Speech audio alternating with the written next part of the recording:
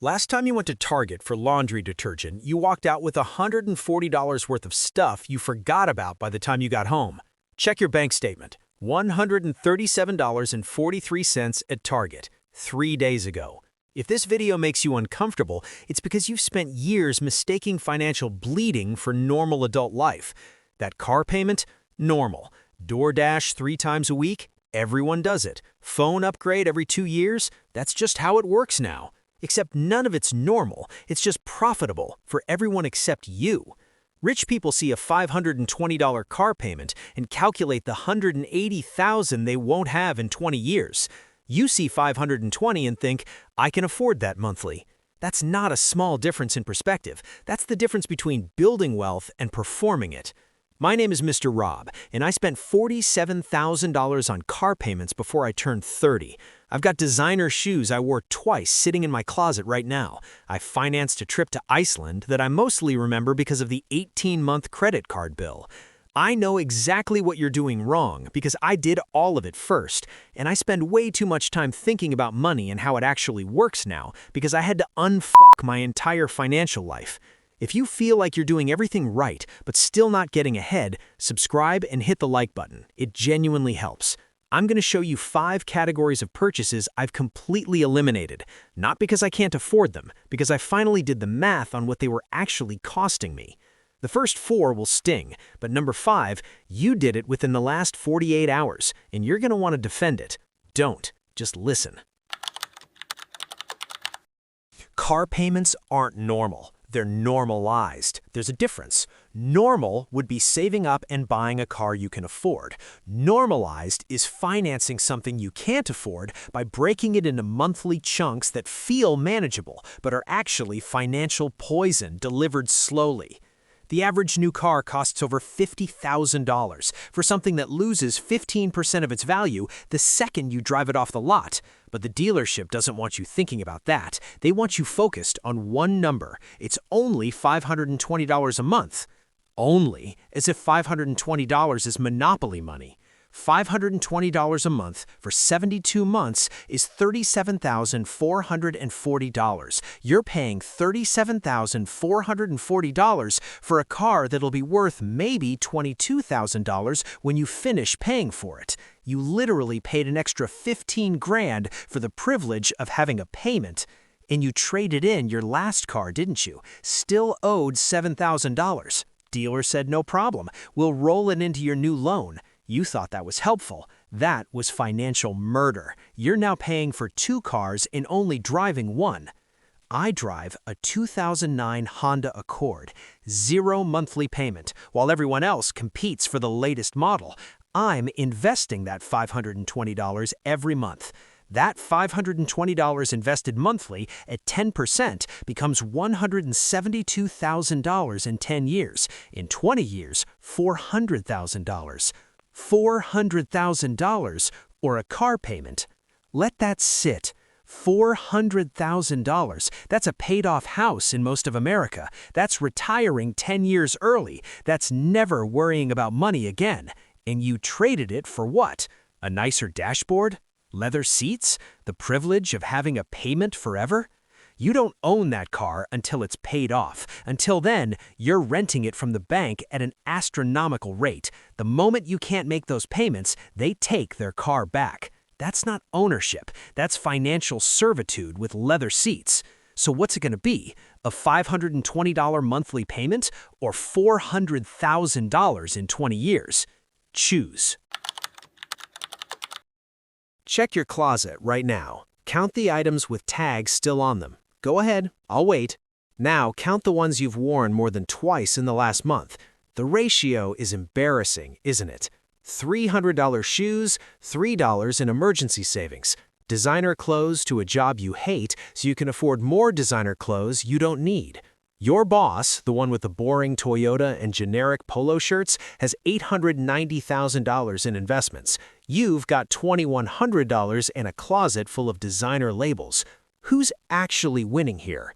You're spending $4,200 a year on clothes you wear maybe 10 times. You spent $1,200 on clothes you don't wear while telling yourself you can't afford to invest $100 a month. Read that again. You're buying $300 sneakers to look successful. Millionaires are wearing $60 New Balances and checking their investment accounts. One of you is pretending. One of you is winning. That $4,200 a year invested over 20 years at 10% becomes $257,000, $250,000, or a closet full of stuff you forgot you owned. Look at your shoes. Now check your investment account. Which number is bigger? That's your answer. You told yourself that Bali trip was self-care. Your credit card statement says otherwise. Experiences over things. Sounds enlightened, except here's what that looks like. You charged $4,800 to your credit card at 19% APR for a trip because you needed a mental health break. After 18 months of minimum payments, that trip cost $6,100 for 9 days. That's $678 per day. You spent $6,100 to take photos for Instagram that got 47 likes. Your aunt commented, "Beautiful." Your high school friend you haven't spoken to in 8 years left a heart emoji. Was that worth $6,000? You can't even remember what you ate for dinner on day 4.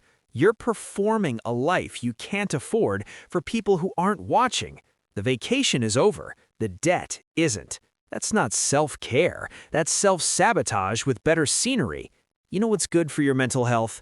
Not lying awake wondering how you're making the minimum payment on the credit card you maxed out for an experience you can barely remember. There's a state park 30 minutes from your house, hiking trails you've never explored, a lake you've driven past 100 times. You don't need international flights. You need to stop convincing yourself that happiness requires a credit card and a plane ticket. That $4,800 for Bali, invested at 10%, becomes $12,500 in 10 years. The vacation lasts 9 days. The compound interest lasts forever.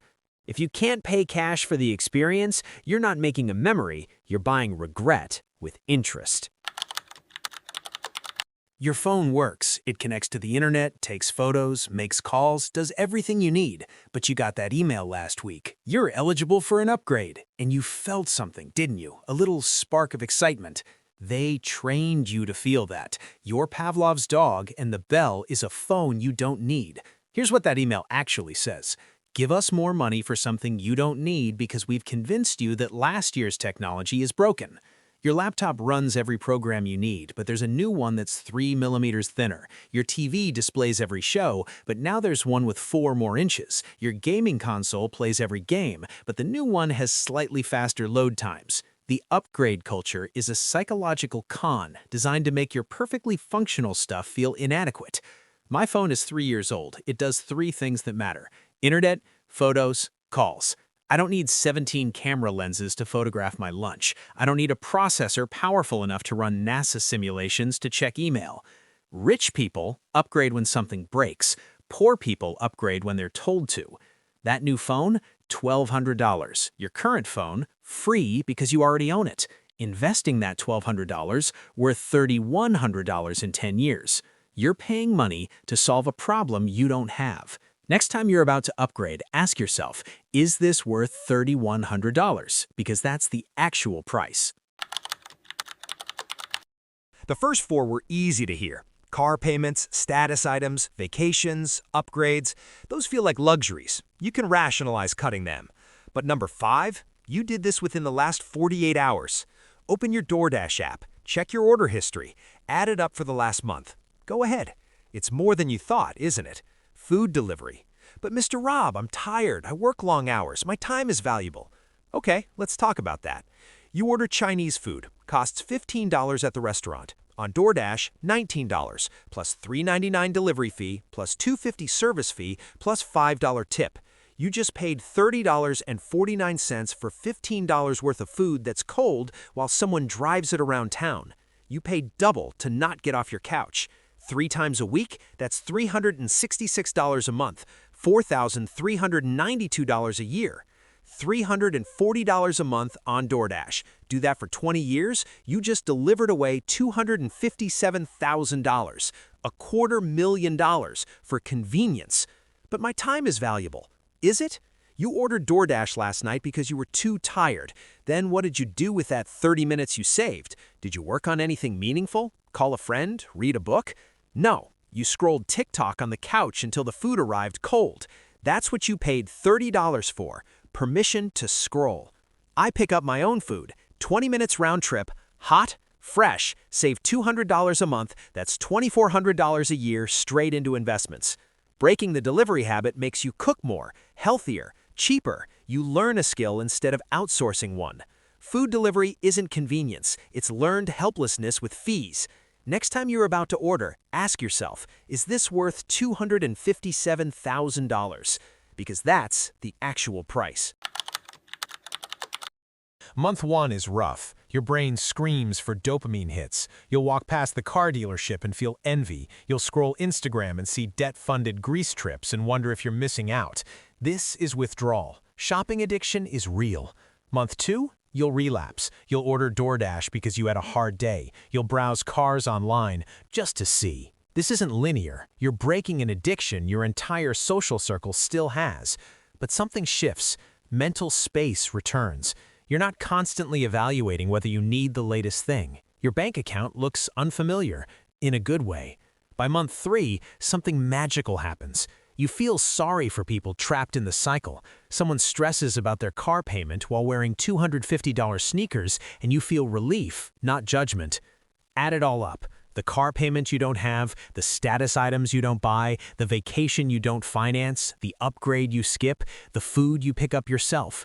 $1,500 a month evaporating, $18,000 a year. For what?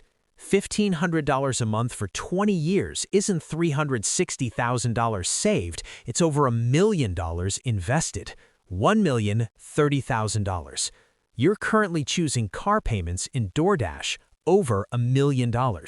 That car payment you're avoiding, that's financial flexibility, the ability to take a lower-paying job if it aligns with your values, freedom to quit if your boss becomes unbearable, the option to start your own business.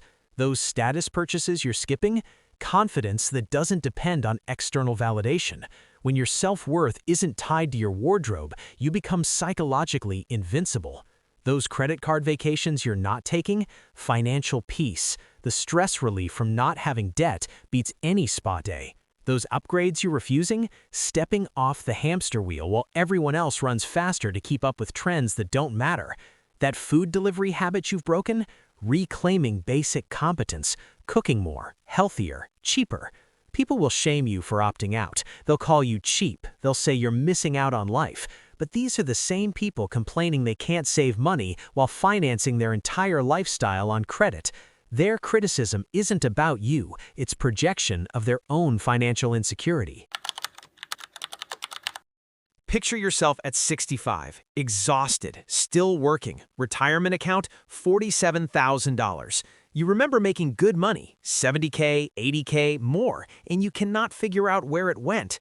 Then you see your old coworker, same age, same salary. He's been retired for 7 years, traveling, relaxed, free. What did he do differently? Drove the boring car, wore basic clothes, picked up his own food. Same income, different choices, different life. Now picture yourself at 65, different. You retired at 58, $1.8 million in retirement accounts, drove paid-off cars your entire life, wore normal clothes, traveled when you could pay cash, used your phone until it broke. Free. Completely, totally free. No stress, no regret. You know exactly where it went. It compounded and bought you freedom. Your 65-year-old self doesn't care what car you drove in your 30s. They care whether you saved enough to stop working. They don't care what brand shoes you wore. They care whether you invested in freedom. Every purchase is a vote for which future you want. You've been voting for temporary comfort over permanent freedom. You can start voting differently right now, today. Start with one category, just one. Stop the bleeding there. Watch what happens to your bank account and your stress level over 90 days. Then come back and tell me I'm wrong. If this video made you uncomfortable, good. That means something clicked. Hit subscribe because your future self is begging you to hear more of this. Smash that like button. It helps more people find this message. Your future is being built or destroyed by decisions you're making today. Choose wisely.